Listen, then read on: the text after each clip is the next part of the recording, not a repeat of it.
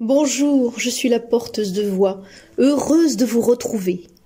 Et nous voilà au troisième paradigme issu du livre « Les excuses, ça suffit » de Wayne Dyer. Il s'agit de la croyance « ça va prendre du temps » qui m'a inspiré un conte particulier et si proche de notre façon d'être ou de faire. Il existe parfois de drôles d'histoires qui naissent dans de drôles de têtes et qui ont pris naissance à cause de drôles de pensées. Souvent, nous essayons d'enfouir nos pensées très profondément pour ne pas qu'elles débordent ou pour ne pas qu'elles envahissent nos vies. On croit y arriver en utilisant la méthode du « je fais beaucoup, je remplis tout le temps et l'espace nécessaire pour ne pas penser. Je vais vite, je me laisse déborder pour croire que je n'ai le temps de rien et que ma vie est si remplie de choses nécessaires, vitales, prioritaires, que finalement tout est une urgence. Mais au bout du compte, à bout de souffle, ces pensées nous rattrapent. Non pas que nous allons les autoriser à s'asseoir sur un fauteuil pour dialoguer avec elles, mais elles vont s'exprimer à travers le corps, par des douleurs, des résistances, des petites maladies de rien, des petits bruits de rien, au début. Et puis jusqu'à ce que, à force d'eux, que cela devienne chronique ou très maladif. Et une nouvelle couche, un nouveau paradigme va s'installer et recouvrir les autres croyances, les anciennes croyances, pourtant tellement d'actualité. À un jeune âge, nous serons déjà pliés sous le poids des idées toutes faites, emplis de notre propre importance, de notre propre suffisance, le museau à même le sol et sans aucun discernement. C'est ce qui arrive à Paul, chef d'entreprise, jeune cadre dynamique, avec une belle réussite, une belle maison, une belle épouse et de beaux enfants. Bref, tout est beau. En apparence. Paul est si stressé, si occupé à des objectifs à atteindre pour l'entreprise. Et lorsqu'il est à la maison, il ne décroche pas de son téléphone. Elle voit peu ses enfants, peu sa femme, et même plus du tout, même lorsqu'il est là.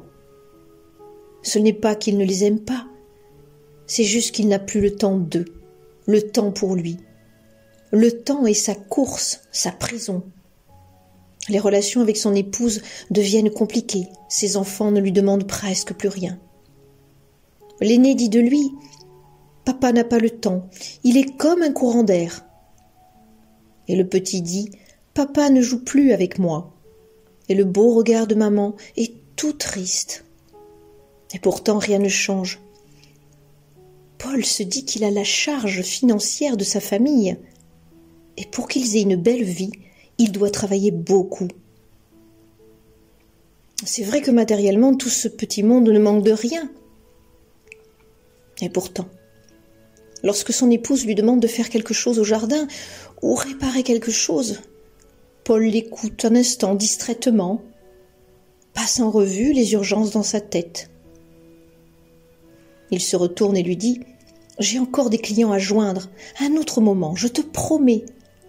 Là, ça va prendre du temps et j'ai des appels qui sont urgents. » Il embrasse sa compagne sur le front et il repart pour ses rendez-vous téléphoniques. Son épouse, comme à l'accoutumée, lui sourit, ne dit rien. Elle comprend. Paul travaille dur pour eux. Mais ce que ne voit pas Paul, persuadé de tout bien faire pour le bien-être de sa famille, ce sont les yeux humides de son épouse, qui repart, le dos voûté, les épaules basses. Lorsque son fils aîné lui demande rarement « Papa, est-ce que tu peux m'aider pour mes devoirs ?» En tout père attentif à la réussite de ses enfants, Paul écoute et entend la demande. Mais au lieu d'être près de son fils physiquement, il lui donne le nom d'un site pour les devoirs et lui dit qu'il trouvera toutes les explications nécessaires pour comprendre. Il en rajoute une couche en glissant un petit billet et en disant à l'oreille de son fils, comme s'ils étaient complices, « Je suis fier de toi. Tiens, va t'acheter quelque chose quand tu auras fini. Pour l'instant, je ne peux pas t'aider. J'ai autre chose d'urgent à faire. Mais promis, promis, une prochaine fois. Et lorsque le petit dernier, lui demande une histoire au coucher et qu'il met ses bras autour du cou de son papa pour le retenir en disant « Mon papa, mon petit papa, reste encore un peu », Paul sent que quelque chose se serre dans sa poitrine. Et de suite, il l'enfouit au fond, tout au fond de son cœur. Cela lui arrive de plus en plus souvent d'ailleurs, comme une sorte de culpabilité. Mais finalement, il prend l'histoire la plus courte en disant à son petit « Plus tard, pour celle-là, elle est plus longue et ça va prendre du temps. » Et quand il a fini la petite histoire et qu'il embrasse son fils et qu'il part et qu'il ferme la porte de la chambre, les petits bras sont encore tendus pour retenir papa. Mais comme pour maman et son frère aîné, petit a appris à ne pas retenir papa. Il sait qu'il est important et qu'il a un gros travail qui lui prend beaucoup de temps. Alors petit s'endort avec de gros sanglots dans la poitrine. Il n'y a même pas de larmes. Petit a appris à cacher, à faire semblant pour ne pas déranger ce papa si occupé et dont, secrètement, il est si fier. Mais c'est si lourd en lui, si difficile tout ce poids à porter dans sa petite poitrine sans son papa. Puis un matin, un appel urgent. La femme de Paul lui passe le téléphone. Son père vient de faire une crise cardiaque. Mais il va bien. La maman de Paul lui demande de venir d'urgence. Tout d'un coup, Paul se sent tout petit, comme s'il redevenait presque enfant. Il est très inquiet. On lui passe un médecin qui le rassure. Son père est sorti d'affaires, mais il reste fragile. La femme de Paul lui propose d'y aller ce week-end avec les enfants. Paul réfléchit. Il y a 4 heures de route aller, 4 heures de route retour. C'est peu et beaucoup à la fois. Il essaie de se rassurer, son père va bien. A-t-il besoin d'y aller ce week-end ? Il a une grosse réunion à préparer pour la semaine prochaine. Il ira le week-end d'après, c'est promis. Sa femme se met en colère. Elle lui dit que ses parents ont besoin de lui. Paul se rebiffe, ne comprend pas. Tout lui dit que son père est entre de bonnes mains et que par conséquent, cela peut bien attendre un week-end. Pour la première fois, la femme de Paul est très en colère contre lui et elle se met à crier en disant qu'elle en a assez de vivre avec un courant d'air. Elle lui dit que leur fils aîné lui répond qu'il se referme sur lui et qu'il manque l'école.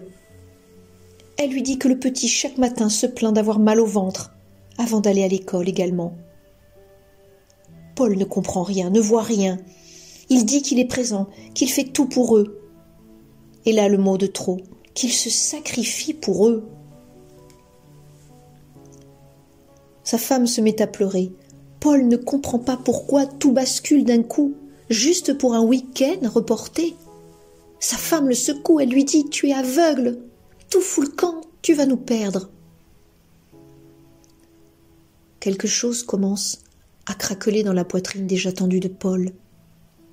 Mais plutôt que de faire face, il s'enferme dans son bureau. C'en est trop pour lui. Épuisé, il s'endort quelques instants. Il rêve. Son rêve lui montre un petit garçon au regard triste, et puis un papa important, avec des responsabilités et si peu présent, même quand il est là. Ce petit garçon, Paul le reconnaît, c'est lui. Son père s'intéresse à lui uniquement lorsque Paul réussit.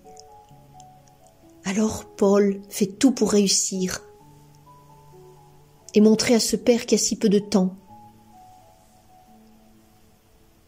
qu'il peut, lui aussi, être bon dans ce qu'il fait. Il réussit si bien que son père trouve du temps à lui consacrer. Paul en est heureux, mais il est toujours sous tension. Il a peur que si une seule fois il rate quelque chose, une seule fois il défaille, son père se détournera de lui. Il se rêve et se revoit en étudiant acharné, en jeune loup dans sa boîte, puis le mariage, les enfants. Paul se réveille, il sursaute. Quelque chose de mouillé coule sur ses joues. Les larmes coulent. Depuis combien de temps n'a-t-il pas pleuré? Qui pleure? Lui ou l'enfant Paul? Il fond en larmes, il ne peut plus s'arrêter. De gros soubresauts le secouent. Puis des gémissements sortent de sa gorge, de sa bouche, comme un animal blessé. Il voudrait arrêter, mais il ne peut pas. Sa femme l'entend. Elle s'approche doucement de la porte, toque et entre. Elle voit son mari qui pleure si fort qu'elle en est toute retournée. Sans réfléchir, sans rien dire, elle le prend dans les bras, lui caresse les cheveux, jusqu'à ce qu'elle sente les soubresauts se calmer. Le corps s'abandonne. Paul voudrait parler, mais elle lui dit « chut » doucement. Une fois vraiment apaisé, il lui raconte son rêve, son enfance, dont il n'a jamais parlé. Et comme pour les pleurs, les mots ne s'arrêtent plus. Elle comprend mieux maintenant. Les enfants inquiets ont entendu aussi les gémissements, et à leur tour, ils entrent, et Paul les presse contre lui. « Pardon, pardon !» Il leur explique à eux aussi le petit garçon qu'il a été, ce qu'il a vécu. Son plus jeune fils vient le consoler. « Mon papa, mon petit papa !» Pour la première fois depuis longtemps, la famille mange ensemble. Il y a des rires, des blagues. Petit voit que le regard de maman est tout lumineux. Comme elle est belle ce soir, se dit-il. Elle est toute brillante. Papa vient voir son aîné et l'aide aux devoirs. Il va voir Petit et lui raconte une longue histoire. Pour la première fois depuis longtemps, Paul sent un poids se soulever de sa poitrine. Il a envie de rire. Il appelle ses parents pour leur dire qu'il les aime. Il ne viendra peut-être pas ce week-end, mais toute la famille a décidé d'y aller le suivant. Et cette fois-ci, Paul sait qu'il le fera. Le petit garçon en lui semble tout sourire. Au moment de se coucher, son épouse lui donne des phrases qu'elle a relevées dans des livres. Un voyage de 1000 lieues commence par un premier pas. J'ai une patience infinie quand vient le temps d'accomplir ce qu'il y a à accomplir. Paul sourit. Il sait qu'il ne pourra pas tout changer du jour au lendemain. La famille le sait aussi. Mais il a pris conscience qu'il est en chemin et qu'il fera de son mieux. Paul se sent soutenu par toute la famille. Et encore une fois, une nouvelle première fois depuis longtemps, Paul s'endort d'un sommeil paisible. Il rêve d'un petit garçon qui tient la main de son papa. Et ce papa lui dit « Jamais, jamais plus tu ne prononceras la phrase « ça va prendre du temps », sauf si tu rajoutes « eh bien, nous avons la patience et la confiance pour le faire ».